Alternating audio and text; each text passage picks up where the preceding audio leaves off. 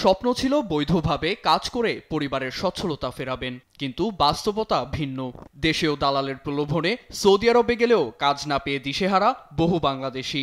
৩ মাসের মেয়াদ শেষে অবৈধ হয়ে যাচ্ছেন অনেকে। ৬ মাস হয়েছে আইছি, ৩ মাসের আগামা পাসপোর্টে যেটা পাইছি সেটাই। আর সৌদি আরবে আসে আমার দালাল কোনো কাজ কর্ম দেয়নি। থাকা খাওয়া কাজ কোনো কিছুরই নিশ্চয়তা নেই। চরম অনিশ্চয়তায় বাধ্য হয়ে ভিক্ষাবৃত্তি সহ অনৈতিক পেশায়ও জড়িয়ে পড়ছেন অনেকে।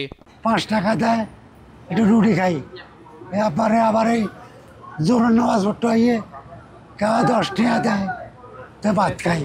অবৈধ অবস্থানের কারণে সৌদি আইন অনুযায়ী জেল জরিমানা, এমনকি দেশে ফেরত পাঠানোর ঘটনাও বাড়ছে প্রতিনিয়ত। অথচ অন্তরালে সক্রিয় দেশীয় দালাল চক্র। অপরাধ প্রবণতা বাড়ায় হুমকিতে পড়েছে বাংলাদেশি কমিউনিটির ভাবমূর্তি।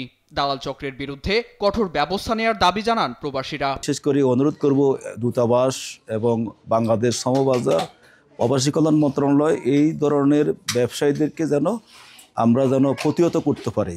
6 মিলিয়ন লোক এখানে থাকে, 3.6 মিলিয়ন লোক এখানে আমরা থাকি।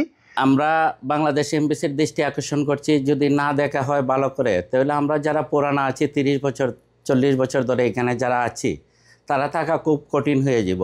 বিশেষজ্ঞদের আশঙ্কা, সচেতনতা বৃদ্ধি, ভিসা যাচাই এবং সরকারি পর্যায়ে নজরদারি না বাড়লে সৌদি আরবে বাংলাদেশের শ্রমবাজার হুমকির মুখে পড়বে। নিউজ ডেস্ক, দেশ টিভি।